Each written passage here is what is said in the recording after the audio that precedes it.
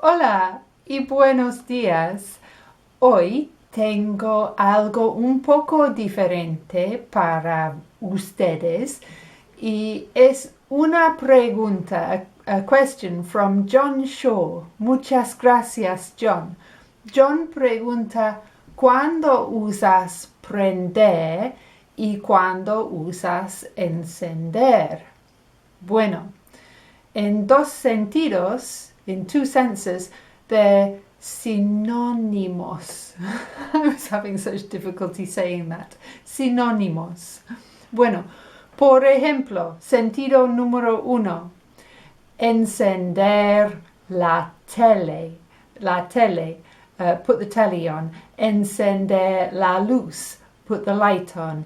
Encender el aire acondicionado. Igualmente, we could use prender la luz, prender la tele, prender el aire acondicionado or la calefacción if it's cold.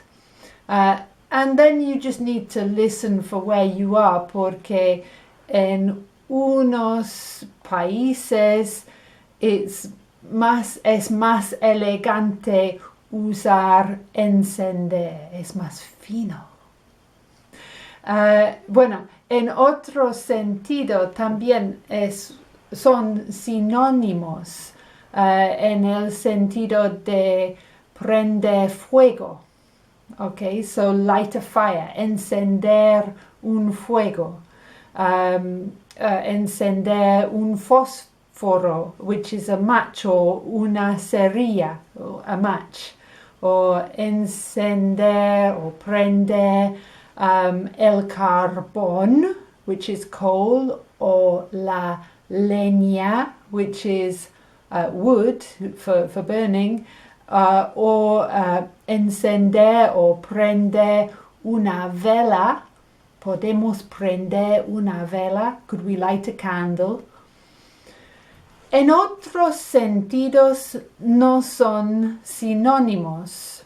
Por ejemplo, se puede encender una guerra. You could start a war. Or you could encender enthusiasm. Well, I love that. I love entusiasmo. But you couldn't prender those things. Prender means to grab or to take root. And this brings me to otra amiga, Cereza Smith, who made the beautiful observación que prender means to take or take root. And so una planta puede prender. And aprender means to learn. So that's like when you take something in el cerebro, or something takes root en el cerebro. Aprender.